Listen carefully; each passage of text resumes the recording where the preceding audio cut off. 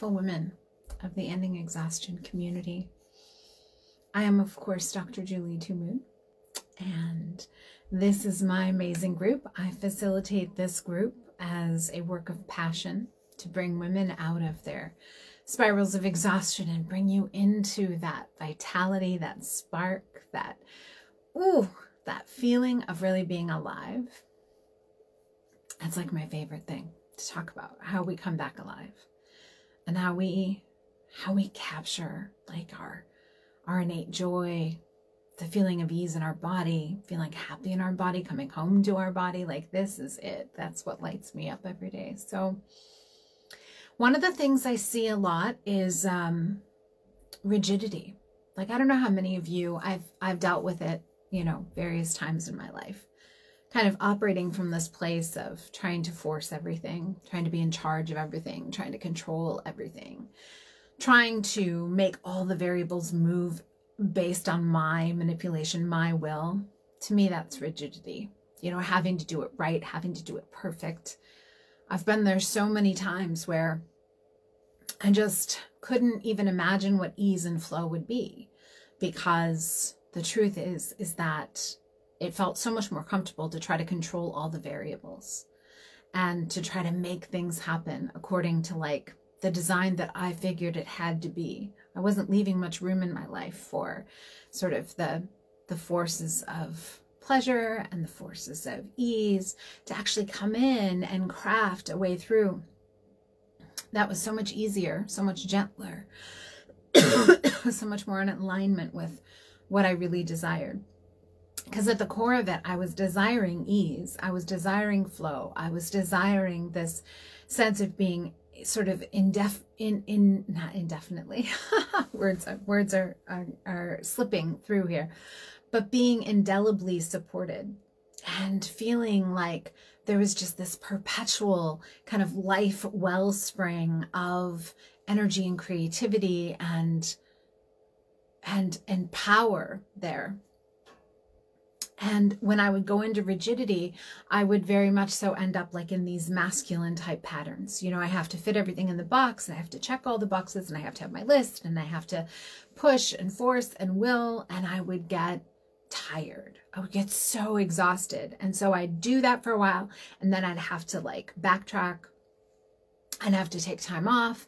I'd have to take a day and like just rest. And I always felt like I was like never getting there, never enough, never fast enough, never on top of it enough, never using enough of whatever, like magic, I sort of felt like I couldn't tap into. And that's all the energy of rigidity. And a lot of it comes from us being like disconnected from us. Like there's a disconnect between body and emotion. And we're spending a lot of our time living in the territory of the head. And we're not really inhabiting our body. We may be very body aware. Excuse me. I've seen that a lot. Very body aware, but not very body connected. And what happens is like, this is actually the process of where we're holding life at arm's length. We're really like kind of holding life out there and saying like, you can come, but you can't come that close. You can't enter into this space, because there's a part of us, and women have echoed this, I felt this way. There's this part of us that feels like, well, if I let that all just flow, I don't know if I'm going to be happy with the person who comes out. Or one woman said to me, well, that woman who's going to come out in that case is flowy skirts and no schedules, and my whole life will fall apart. So I can't do that either. So there's this fear that like, if we let go of all of that rigidity, that the thing that surges forward is going to be like uncontainable, uncontrollable. And we usually learned really early on that we even start to think of that side of us as frivolous. You know, I've heard women say that, oh, that version of me would be frivolous. She's just too haphazard. She doesn't have enough structure. And so we learned early on, like, don't let that version of you come out. That version of you does not succeed. She's not productive. She doesn't get all A's. She doesn't do all these things. And so we kind of like sequester her back. But this is our disconnect. So this is where we like separate from ourselves. We create this divisiveness. You guys see my cat messing with the things in the background. We create this divisiveness, and we try to be so on top of the mechanism, the how of life, that we actually can't enter into that universal stream that has sort of this unlimited capacity to support us. And what this does in our body is we actually end up spending huge amounts of energy bracing the one thing that actually could have provided us with unlimited energy. We're literally bracing the universe. We're bracing the divine force that makes our body able to come into cohesive union. So what happens at our cells is that they start to brace. A lot of times, even I'll see this when I evaluate people, like those cell patterns are rigidity. It's like holding the world at bay, like, oh, I don't know if I'm going to let it in. And a lot of this, so there's a part of this, you guys, that we don't talk about enough, that comes back to a lot of distrust and dislike of us deep down.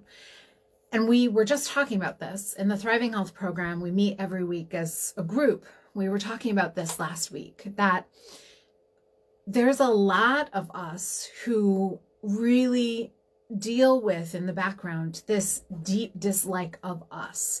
And a lot of women will say, hell no, that's not me, until we actually dive in and there's that aha moment of like, oh my God, I've spent a lot of my life actually not liking that person inside, like having elements of that I just don't like. I actually hate them.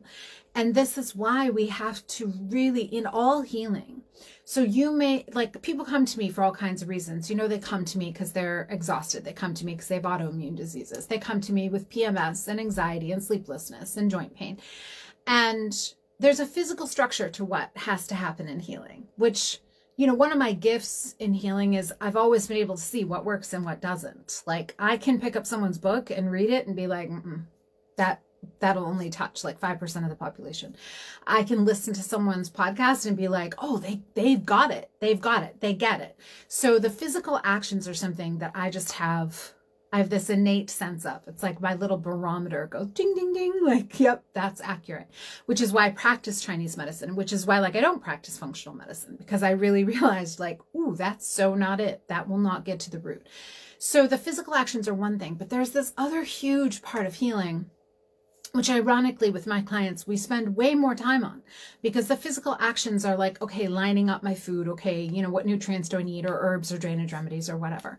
But the other part of healing is actually starting to be given the techniques and the space to get into that state of feeling the why, feeling the emotions behind the rigidity, feeling the emotions behind not wanting to be seen or needing to be in charge of every facet, or being really hard on ourselves, or always existing in drive mode, and being able to feel those all the way through so our body can release the pattern. That's the bigger part of healing. And rigidity is one of the key things I see driving that in so many women, is that we're so used to trying to hold up the world. And I get it, you guys, man, that world is heavy. You know, I will tell women, like, every person in your life is like latched onto you. I mean, you've got people like hanging off your shoulders. It's no wonder you're tired, because through your own patterns and then their patterns, you know, there's this conditioned response that you're going to take care of all of it. And I know this one because, you guys, I've been there, where I got so used to taking on every job. And then you know what else happened? People stopped thinking that they needed to help me, because I shut off myself from the help for so long that people just developed a pattern. It didn't even get offered in the same ways to me anymore, until I healed my stuff around being vulnerable, around being willing to ask for help, around my own dislike of myself that drove a lot of that in the background, around a lot of my anger that sat behind some of it, and my own grief and not feeling supported. And this is why, you know, with the women I work with, like, we hold that space on our group sessions so many times. You know, we enter that really sacred space of being truly deeply seen. And that's how we shift things. And this is what healing is. It's yes, it's the actions, but you guys, it's It's the experience, because this is all stored in our organs, like frustration, rigidity, drive. It's all these liver-based emotions, and the liver goes into this control mode and it overwhelms every single system, and it cuts us off from being truly deeply nourished, from feeling safe and supported, from feeling like we have solid ground that we're standing on, from feeling like we can connect with ease into our heart and actually feel like love and passion and desire, from our sexuality. When the liver goes into overdrive, for some women, it's like the tap turns off.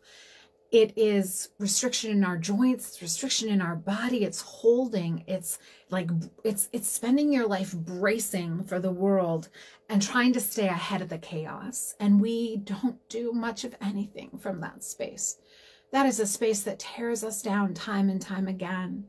And so it's coming back to our vibrance, like it's coming back. So one of the things that I have everyone do is start to pay attention to where they're feeling really triggered in their life. And you may want to do this. Like, what incites you to have a response?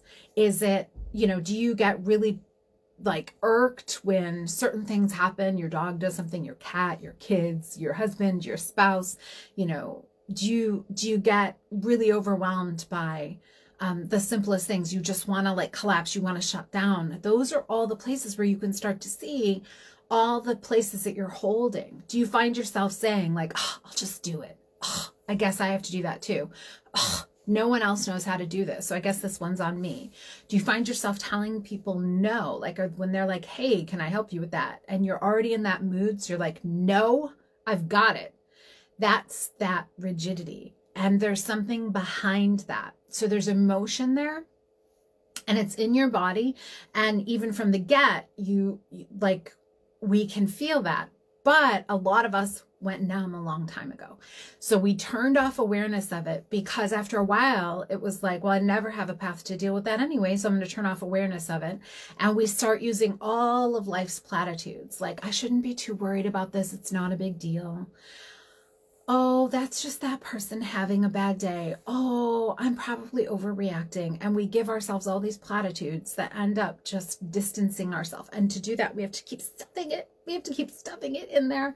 And it's getting stuffed in there and stuffed in there and stuffed in there and stuffed in there. And then we wonder, why do I feel numb? Why do I feel so tired? Why do I feel so disconnected? Why do I feel so upset all the time? Why am I anxious? Why do I not feel like feeding myself? Rigidity comes in a lot of ways in food, but you know, one of the ways it comes in the most is that we feel so disconnected from ourselves and so undeserving of deep love and attention that we actually end up in cycles of punishing ourselves. And the funny thing is that sometimes we punish ourselves by not giving ourselves food that our body can actually thrive with.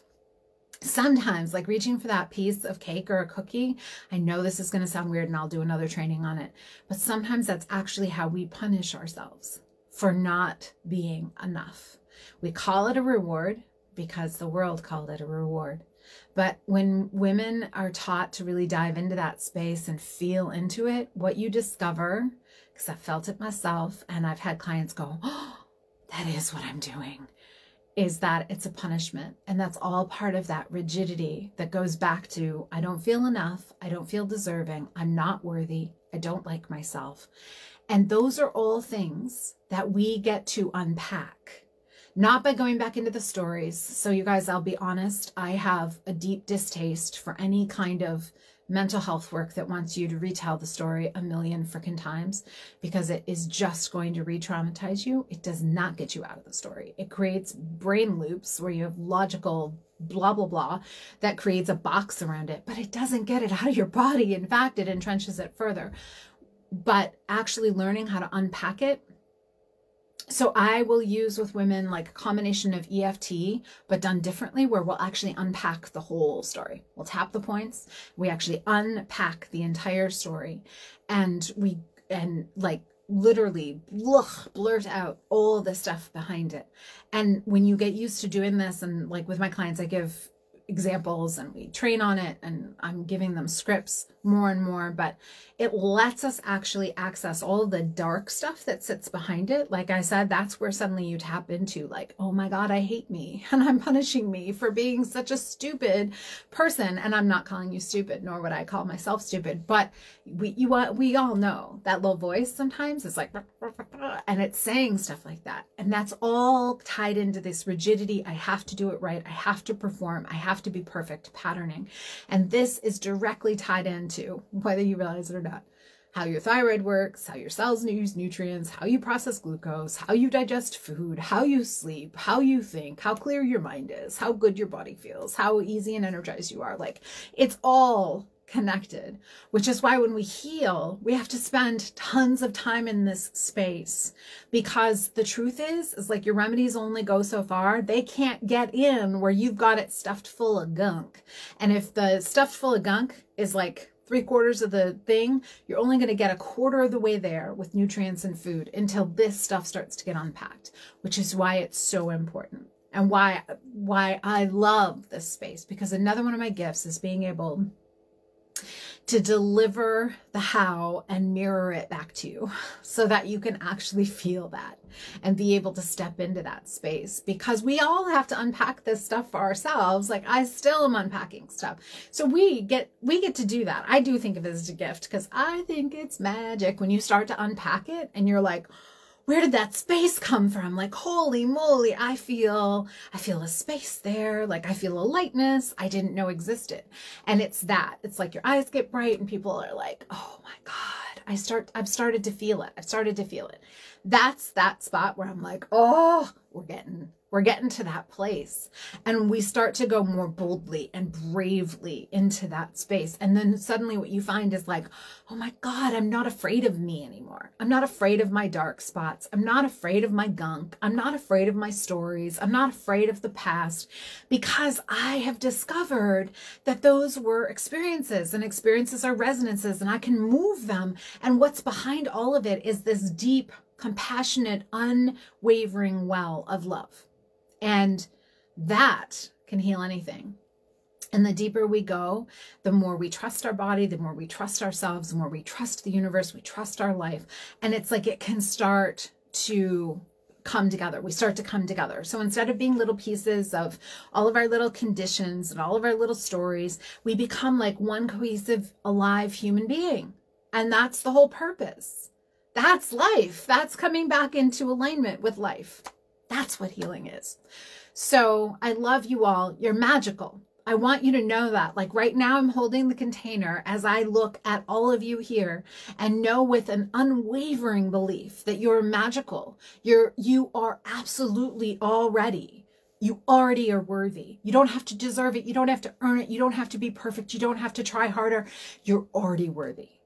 And if you want to talk with me about how do I heal this stuff? Where do I go? What do I do? Like, how do I get into that connection? I want to come alive. Send me a message.